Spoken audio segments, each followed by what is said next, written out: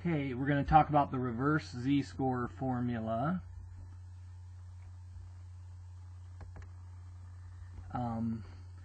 So basically this is going to be a formula to kind of do the z-score formula backwards. So the z-score formula, you put in an x value, calculate the z value, right? Well, here you're going to put in a z value and you're going to get the x value back out.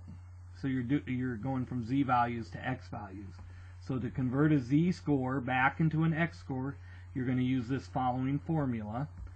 The reverse z-score formula is you take x is equal to the mean plus the z-score times the standard deviation. Okay, and this is basically an algebraic manipulation of the z-score formula, and you don't need to do this or anything, but if you know the algebra, you can kind of see how they got this. If you thought of this as a fraction, z over 1, then it's kind of like you're cross multiplying, and if you did that, you would get x minus mu is equal to z times the standard deviation, so 1 times that times this, and then you just move the mean over to the other side. It would look like that. Okay, so this is basically an algebraic manipulation of the z-score formula. Okay, so but in this class I'm not worried about whether people are able to do algebra. So that's why we have this z-score formula. Okay, so let's actually do this a couple times. So we're going to use a mean of 69 and a standard deviation of 7 to convert these three things into z-scores. Okay, so this is actually the mean and the standard deviation of the heights of adult males, right? So this first one, we would do, the mean would be 69, okay, plus this z-score, 168, times the standard deviation, which is 7. So you're taking the mean plus the z-score times the standard deviation. So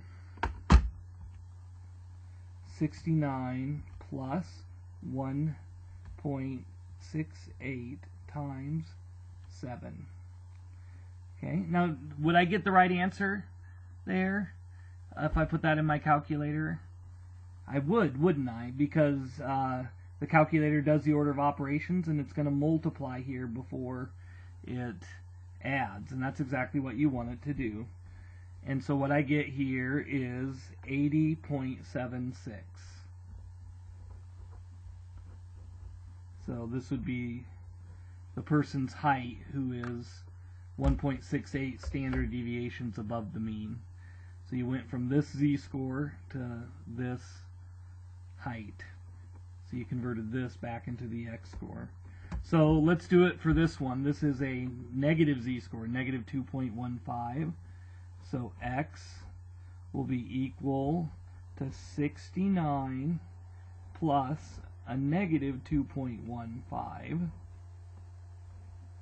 times 7. Okay, now if you multiply these, a negative times a positive is a negative, so this product is going to be negative.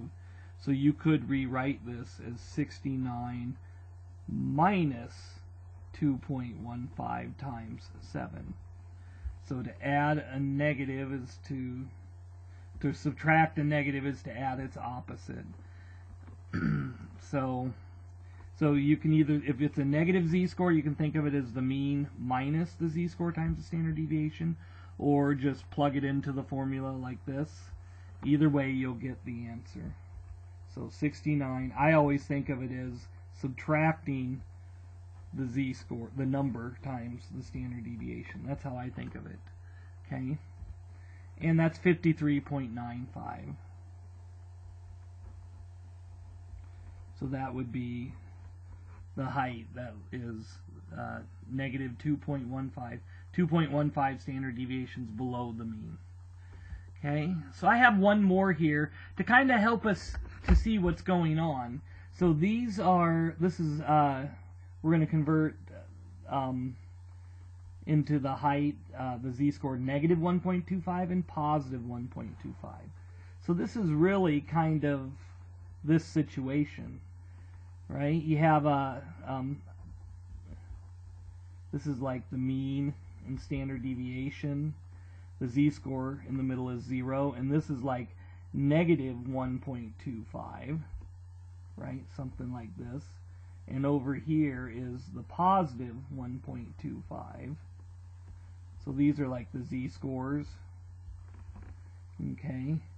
And you want these x-scores. You want the actual heights. So you want to get the two heights that have this middle percent here. Okay, so this is a negative z-score and a positive z-score. So, let's see if I can zoom in on that. So the way that I think of this is I'm going to take the mean, which is 69, that's the center, and I'm going to subtract 1.25 times 7. And then this one is I'm going to take the mean and add 1.25 times 7. So really the 1.25 times 7 is giving you the distance.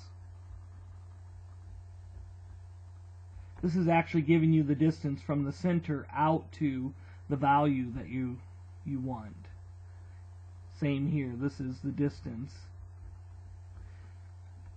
Okay, so really what you're doing is you're taking the mean, you're subtracting that distance, you're adding that distance.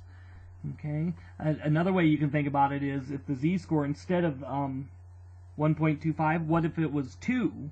Then you would be taking, this distance would be 2 times 7. And that's exactly what we did initially. You're taking 2 standard deviations above. You're going up 7 and then up 7 again. But here, instead of 2 or instead of 3, instead of whole numbers, we have z-scores. So that kind of helps you understand this formula. You're taking the center and you're subtracting z, the z times the standard deviation, adding z times the standard deviation. And the way that I think of this, or the way I do it in my calculator, is I'll put in the bottom one, 69 minus 1.25 times the standard deviation, and I get that one, and that's like 60.25. And then I just come over and with my cursor up here, I just edit, I just change that minus to a plus, because it's the same thing, I'm just subtracting to get the lower one, adding to get the upper one, 77.75. Okay, and that would be these two z-scores there. And so that's the reverse z-score formula, and what we're going to do is we are going to use this reverse z-score formula to do normal probability problems backwards.